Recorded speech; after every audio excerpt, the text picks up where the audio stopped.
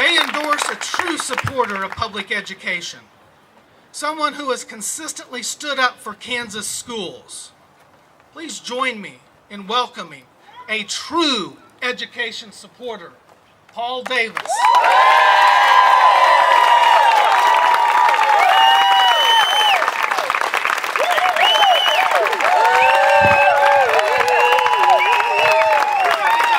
Thank you so much. Thank you so much. I am very fortunate to be here today with the future First Lady of Kansas, Stephanie Davis.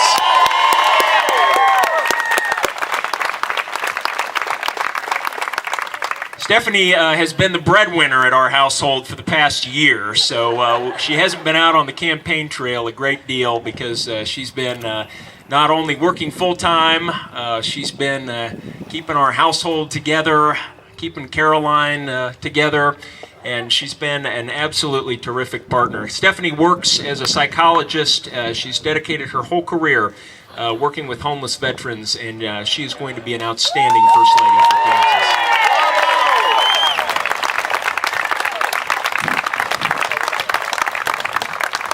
You know, when I got into this race 16 months ago, very few people gave us a chance.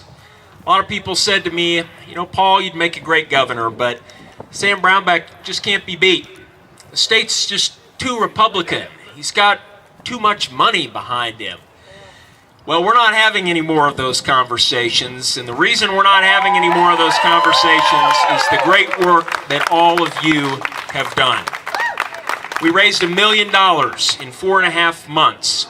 We have established what I believe is the greatest grassroots effort that this state has ever seen. We have thousands upon thousands of Kansans that are out working for this campaign every day, and that is what is going to lead us to victory in 1 week.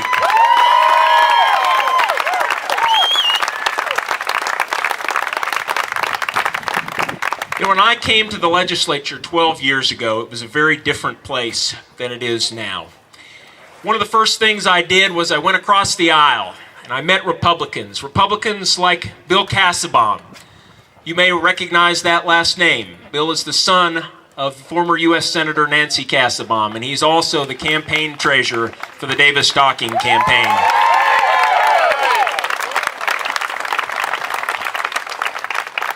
Bill and I hit it off immediately.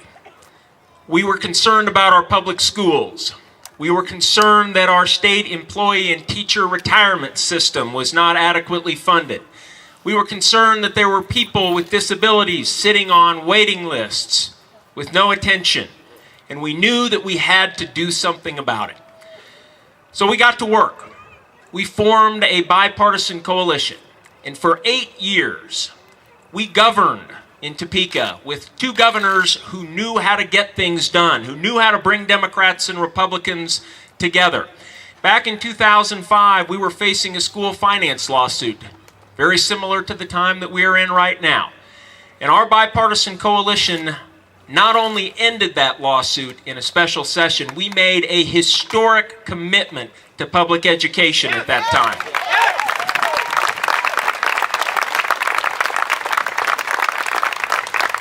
We made strategic investments in our universities because we know that our universities and our community colleges are economic engines for our state. That's right.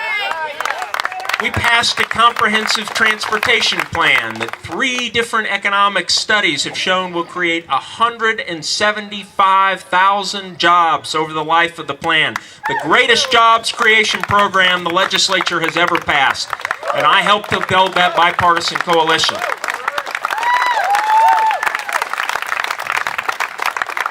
We got these things done because we worked together, the Kansas way, the way we have done it back since the 1860s.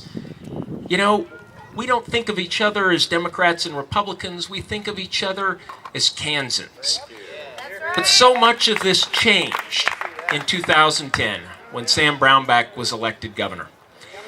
Probably many of you have heard me tell this story, and I want to tell it again. I called Governor Brownback, then Senator Brownback, after that election. I congratulated him, told him I would try to work with him. I knew we were going to disagree a lot. And I was invited to a meeting a few weeks later. And assembled in that room was the bipartisan group of legislative leaders. These are folks that I know pretty well because we've been sitting across the table working with each other, sometimes several times a week. That's how we got things done. And shortly after that meeting started, a photographer came into the room. And at that time, I didn't realize this, but I certainly did later. This is bipartisanship for Sam Brownback, a photo op. Sam Brownback spent 16 years in Washington, D.C., and he learned very well in a hyper-partisan, toxic political environment where people don't sit across the table and work through issues like we do here in Kansas. And after that meeting took place, Sam Brownback was sworn in as governor. And when he came to the legislature to deliver his first State of the State message, he made a declaration that has stuck in my mind.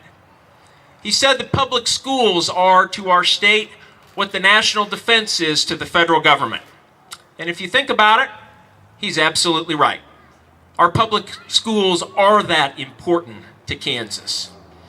But the problem is the very next day, Sam Brownback submitted his first state budget. And that budget proposed the largest cut to public school funding in state history. And 4 months later, Sam Brownback got his wish. He signed those cuts into law, and he made another declaration when he signed them into law. He said it was a victory for Kansas. Historic cuts to public education, a victory. Well, we have all seen the consequences. We've seen the larger class sizes. We've seen the teachers who have left the profession, never to return.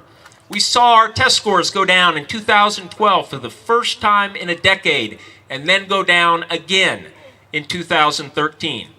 We've seen schools close.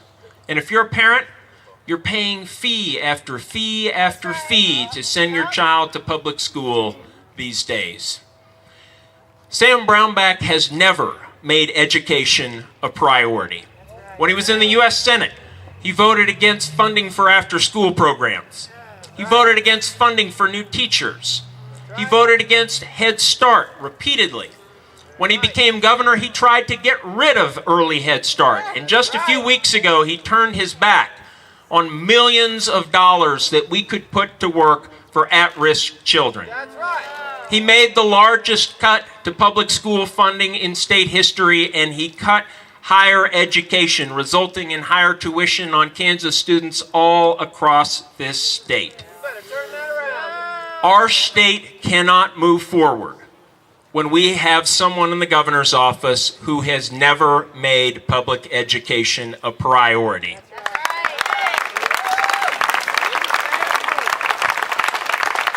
Now, as you all know, Sam Brownback is trying very hard right now to rewrite his record on public education.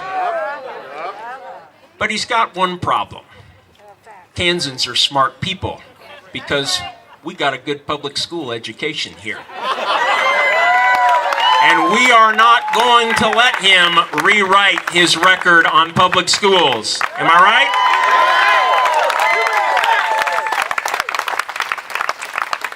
I'm the son of two teachers. When I was growing up, my mom would make dinner for our family, and then she would go back to lesson plans, grading papers. That was what she did most nights.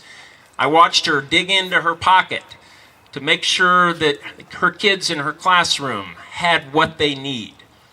I understand and appreciate what all of you teachers do. And you deserve someone in the governor's office who is going to be your friend and your advocate. And that is exactly what I will do.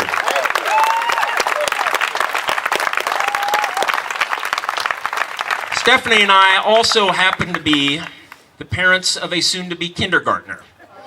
Now, I have to tell you, Caroline doesn't care a lick about this campaign right now because Halloween is on Friday. And when there's costumes and candy involved, nothing is going to get in her way. But you know, we're like any other parents. we want her to get a great education. We want the very best for her. We're hoping she's going to get that education right here in Topeka, too.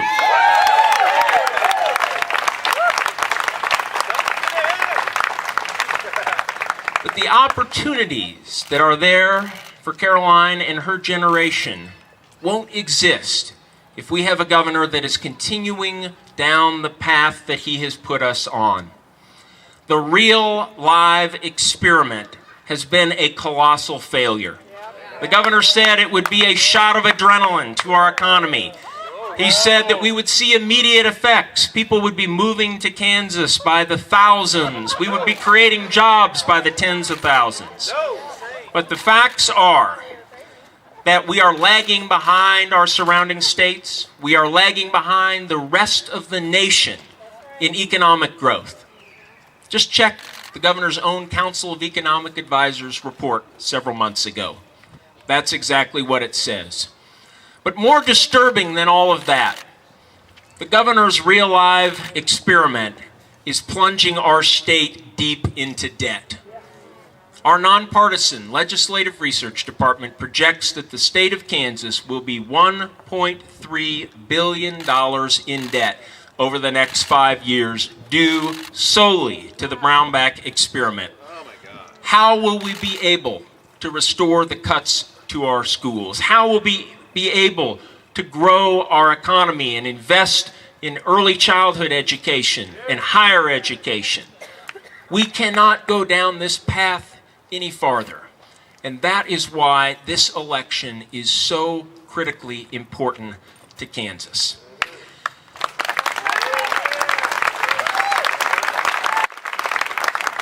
So many of you have worked so hard for us for so many months, and we have just 1 week to go. We are running a great campaign. We are the underdog in this race, but I predict 1 week from today, we are going to celebrate a great victory.